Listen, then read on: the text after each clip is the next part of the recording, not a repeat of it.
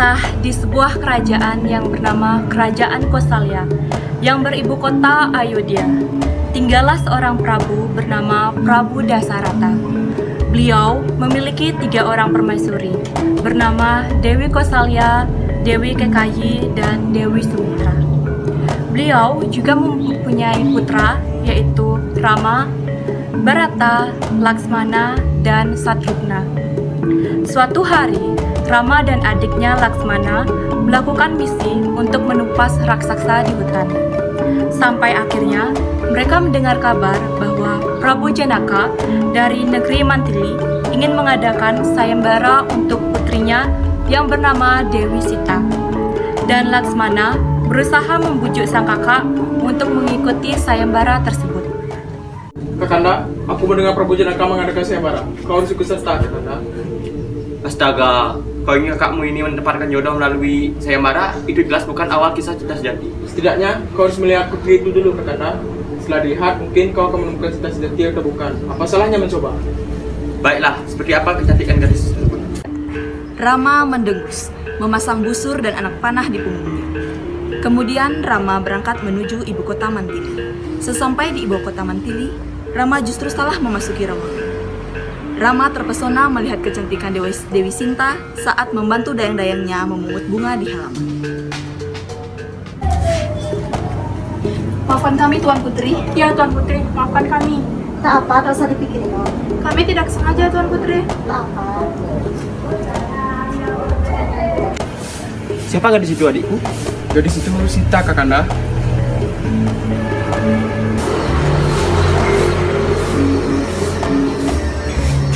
Maafkan kami, Tuan Putri. Kami tidak ada maksud yang buruk. Kami salah masuk di ruangan. Siapa kalian? Kami pemuda yang hendak menonton sayembara. Dayang, tolong hantarkan pemuda-pemuda ini ke tempat sayembara.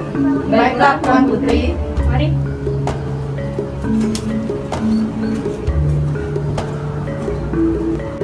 Kakanda, sayembara itu mudah sekaligus rumit. Mengapa begitu, adikku? Mereka hanya diminta untuk mengangkat busur kerajaan ini. Jangan kau menarik tali busurnya. Mengangkatnya saja mereka tidak bisa. Jangan kau remehkan kekuatan kakakmu ini, adikku. Ketika Rama mulai mengangkat busur itu, ia menoleh ke Laksmana adiknya. Laksmana pun menjawab lirikan itu dengan anggukan kepala. Rama mulai memanah, dan panah itu tepat jatuh di tengah lingkaran yang telah disiapkan. Tepuk tangan semarak mengiringi langkah kaki Rama. Bukan, pemenang sayembara ini adalah Rama. Hidup Rama! Hidup! Hidup Rama! Hidup! Hidup Rama! Sayembara telah berakhir. Pernikahan antara Rama dan Sita segera dilangsungkan. Rama yang tampan berjalan dengan Sita yang jelita. Sementara itu, Prabu Dasarata dan Dewi Kekayi berbincang berdua. Adinda, bagaimana kalau aku mengangkat Rama sebagai penerus? Apakah kau menyetujuinya? Tidak, Kakanda. Rama hanyalah orang biasa yang ingin merebut tata kerajaan kita. Itu tidaklah benar, Adinda. Rama adalah ksatria yang mulia. Kalian saja, Rata Putra Muda yang penerus dari kerajaan Kosalya. Kau sudah berjanji kepadaku. Singkat cerita, Rama, Sinta, dan Laksmana dibuang dari kerajaan Ayodhya oleh Prabu Dasarata atas perintah permaisurinya, yaitu Dewi Kekayi. Prabu Dasarata terpaksa melakukan hal ini sebab terikat sumpah oleh istrinya. Sebagai anak yang berbakti, Rama menuruti perintah kedua orang tuanya.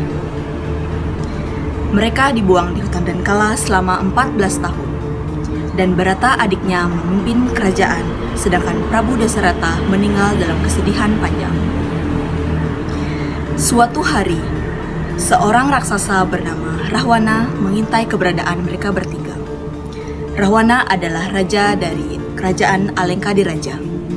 Dia melihat kecantikan Sita dan berniat membawanya kerajaan untuk dijadikan permaisuri.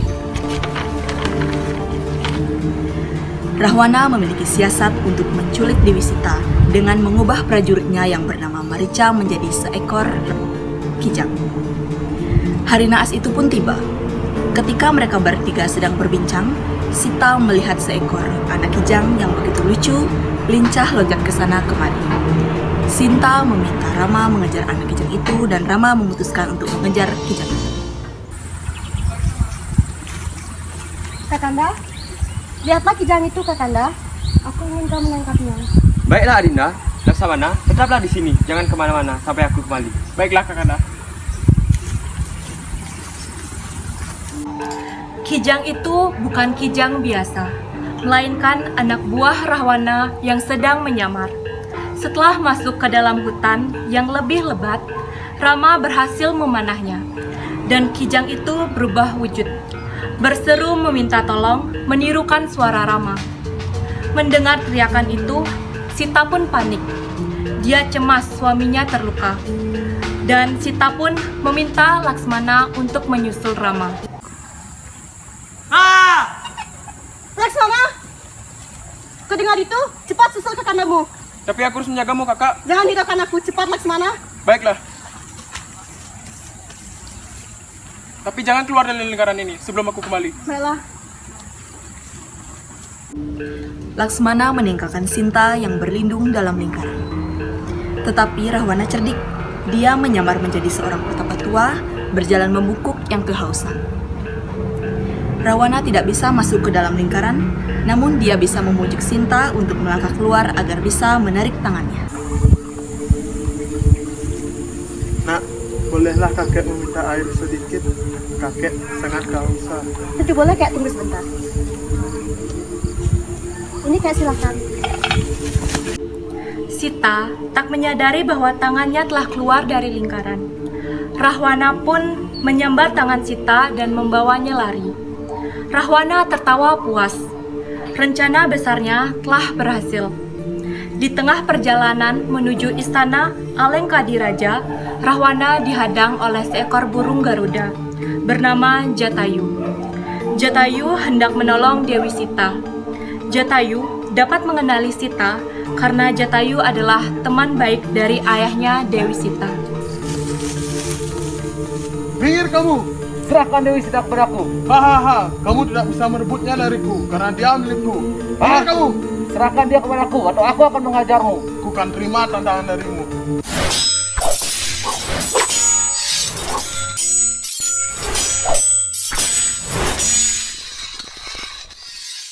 Rahwana bertarung dengan Jatayu. Pertarungan berlangsung sangat sengit. Akhirnya, pertarungan dimenangkan oleh Rahwana dan Jatayu terluka parah. Di tengah perjalanan, saat Rama dan Laksmana kembali ke tempat Sinta, mereka bertemu dengan Jatayu yang sedang terluka parah. Dari keterangan Jatayu, mereka mengetahui bahwa yang menculik Sinta adalah Rahwana. Setelah menceritakan semuanya, burung Garuda itu meninggal dunia. Rama dan Laksmana sedih melihat Sinta telah diculik Rahwana, karena tidaklah mudah merebut Sinta dari Rahwana. Rama memutuskan meminta bantuan ke bangsa Wanara yang dipimpin oleh Panglima Hanuman. Hanuman, bantulah aku merebut Sinta istriku dari Rahwana. Apa yang kamu berikan jika kami ingin membantumu? Seperempat kebun pisang milik Alengka akan menjadi milik bangsa Wanara. Baiklah, kami bersedia. Bang, kita tidak bisa menjalankan jalan lain. Tidak, penjelasan dikasihnya juga Alengka. Rama meminta bantuan Baruna, dewa yang mengurus air. Baruna menolaknya karena dia tidak mau terlibat dalam pertempuran. Rama kehabisan kesabaran.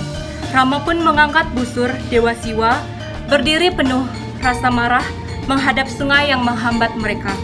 Anak panah ditarik dan Rama berseru lantang. Wahai Baruna, jika kau tak mau membantuku, maka akan mengeringkan laut ini dengan anak panah. Baruna gemetar berpikir.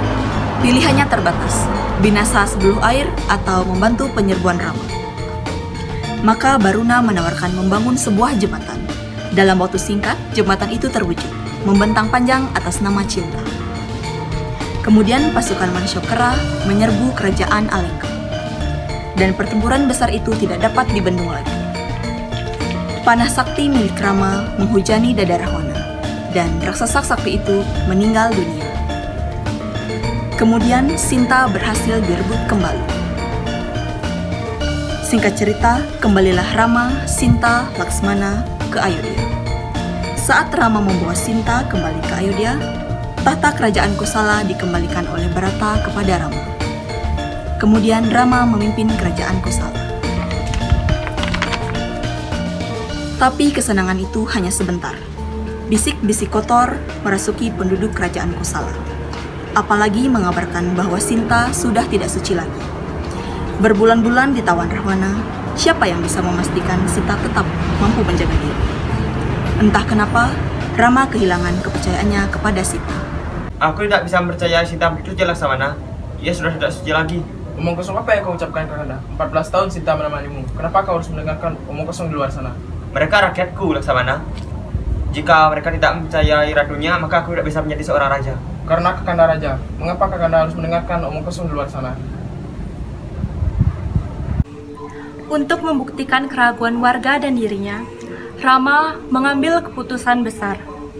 Dia memerintahkan agar ujian kesucian digelar untuk Sita, melewati api yang berkobar tinggi. Jika Sita selamat melaluinya, maka tidak akan ada keraguan lagi. Pagi itu, Sita berjalan keluar dengan menggunakan baju dan selendang putih. Dengan disaksikan seluruh rakyat Ayodhya, para resi memulai prosesi. Sebuah kidung dinyanyikan. Puja-puji untuk seorang putri yang akan membuktikan diri. Alhasil, Sita berhasil selamat dari kobaran api tersebut. Beberapa bulan sejak prosesi api suci, bisik-bisik kabar kembali terdengar di telinga Rama. Banyak yang beranggapan bahwa Sita dapat melewati api suci karena ilmu sihir yang telah didapat dari Rahwana. Laksamana, apakah menurutmu Sinta memiliki kekuatan gaib? Sungguh tega kau Kakanda. Ujian apa lagi yang kau buat untuk Sita? Laksmana tidak tahan dengan situasi di kerajaan, maka ia memutuskan untuk pergi menjadi petapa. Dari kota hingga desa, di setiap sudut pelosok, mereka berbisik tentang kesucian Sita. Keputusan kedua diambil, dan kali ini lebih mengenaskan lagi dari melewati api suci. Rama pergi berdiskusi dengan pemadanya yaitu Hanuman. Aku akan mengusir Sita, Pamada. Astaga, jangan lakukan itu Paduka. Apakah Paduka Rama tidak percaya padaku? Menurut rakyatku, Sintalah yang menguasai sihir gelap itu, maka ia pasti bisa melaluinya. Lantas, apa yang Paduka Rama lakukan? Aku akan mengusirnya dari Ayodhya. Kau telah kehilangan akal sehat Paduka Rama? Tidak, aku akan tetap lakukannya. Tapi, entah alasan apa yang membuat Rama begitu gelap mata. Keputusan Rama sudah bulat. Sita mendengar perintah pengusiran itu dibacakan sendiri oleh suaminya. Kali ini, dia memang tidak kuasa menahan kesedihan hati. Matanya berkaca-kaca, tapi dia mengangguk patuh. Sita sedikit pun tidak pernah meragukan cinta Rama. Sita sedih karena dia tidak kunjung mampu meyakinkan rakyat Ayodhya. Sita sedih harus berpisah dengan suami tercintanya.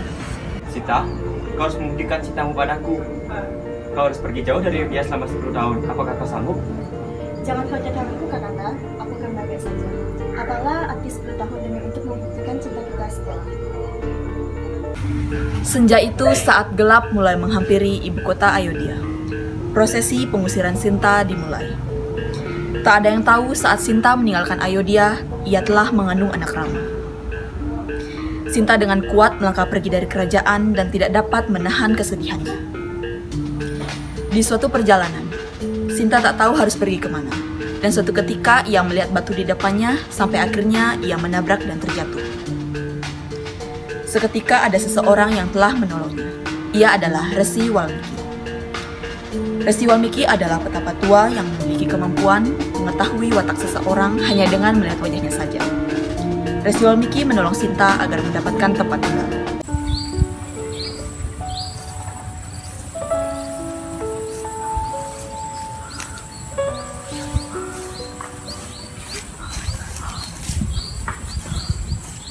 Sana tidak apa-apa. Iya, Tuan ini siapa? Mari ikuti saya dulu, nanti saya jelaskan.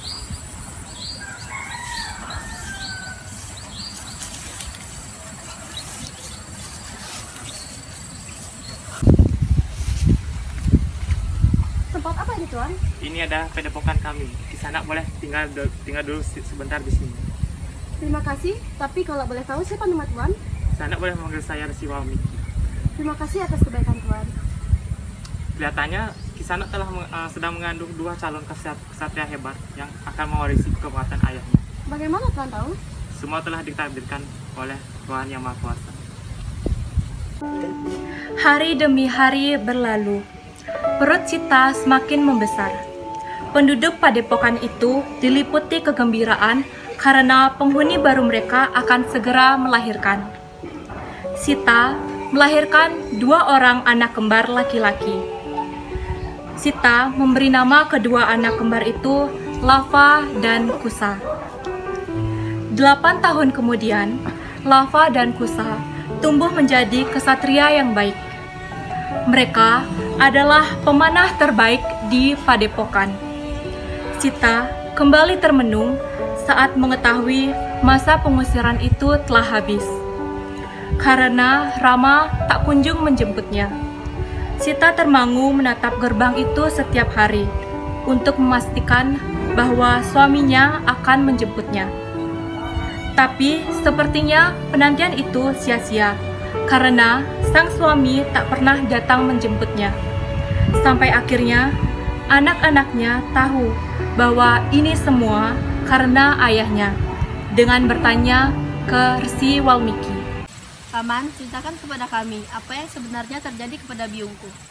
Mengapa Biung selalu termenung ketika melihat pintu gerbang padepokan ini?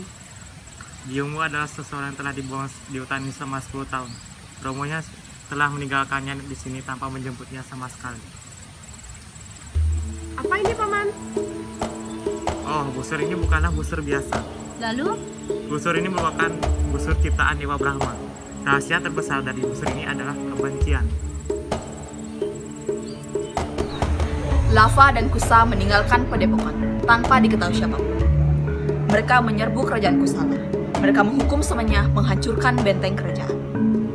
Benteng pertahanan kerajaan Kusalia mulai berjatuhan. Mendengar kabar pemberontakan ini, Rama langsung turun tangan menghadapi kedua anak itu. Sinta mendengar hal ini langsung pergi ke Ayodhya. Sesampainya Sinta di sana, ia melihat kedua putranya sedang memanah Rama dan hampir menghabisinya. Jangan lakukan itu, Nak. Ibu mohon jangan. Apa maksudmu? Biarkan kami membunuhnya. Dia ayah kalian, jangan lakukan itu. dia bukan ayah kami. Ibu mohon jangan lakukan itu. Kami akan memanaskan sakit hati ibu. Kami akan menghukum seluruh Ayodhya. Apakah mereka benar anak-anakku? Iya, Kakanda. Tidak, mereka bukan anak-anakku. Apa maksud Kakanda? Kau belum bisa mempercayaiku? Kau tidak bisa menyaksikan bagaimana hebatnya mereka memanah semua seperti dirimu?